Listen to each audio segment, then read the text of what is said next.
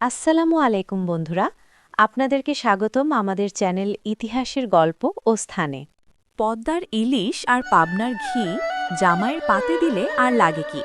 এই প্রবাদটি শুধু কথার কথা নয়, এটি পাবনার কয়েকশো বছরের আভিজাত্যের প্রতীক। বাংলার ঘরে ঘরে সুগন্ধি ঘি মানেই পাবনা, আর সাথে যদি থাকে এখানকার জিভে জল আনা মিষ্টি, তবে তো কথাই নেই। কিন্তু কেন পাবনার ঘি এত স্পেশাল? কি আছে এখানকার মিষ্টির কারিগরিতে? আজ আমরা হারাবো পাবনার সেই সোনালী ঐতিহ্যে। পাবনার বেড়া, সাথিয়া আর ফরিদপুর অঞ্চল, এখানকার বিস্তীর্ণ চারণভূমিতে প্রাকৃতিকভাবে বেড়ে ওঠা গরুর দুধই এই ঘিয়েই প্রধান উৎস। এই দুধ থেকে প্রথমে তৈরি হয় মাখন বা ননি। এখানে কোনো কৃত্রিম ফ্লেভার ব্যবহার করা হয় না। আগুনের তাপে দীর্ঘ সময় জাল দেওয়ার পর বেরিয়ে আসে সেই চিরচেনা সুবাস। পাবনার ঘিয়ের বিশেষত্ব হল এর দানাদার টেক্সচার এবং দীর্ঘস্থায়ী সুগন্ধ।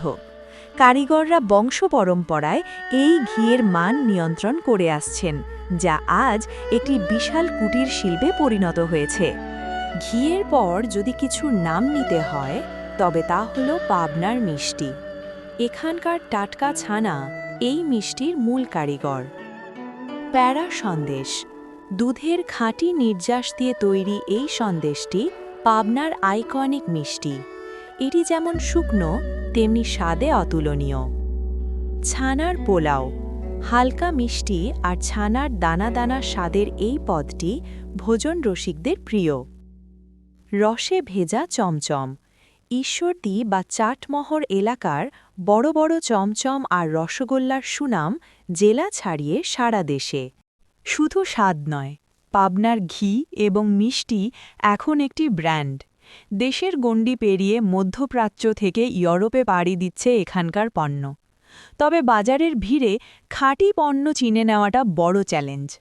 পাবনার মানুষ বিশ্বাস করেন খাঁটি জিনিসের পরিচয় তার ঘ্রাণে, যা একবার নাকে গেলেই চেনা যায়। আজকের ভিডিওটি কেমন লাগলো? পাবনার কোন মিষ্টিটি আপনার সবচেয়ে প্রিয়? কমেন্টে জানান। আর আমাদের এই ঐতিহ্যের যাত্রা ভালো লাগলে সাবস্ক্রাইব করে পাশেই থাকুন। দেখা হবে পরের ভিডিওতে।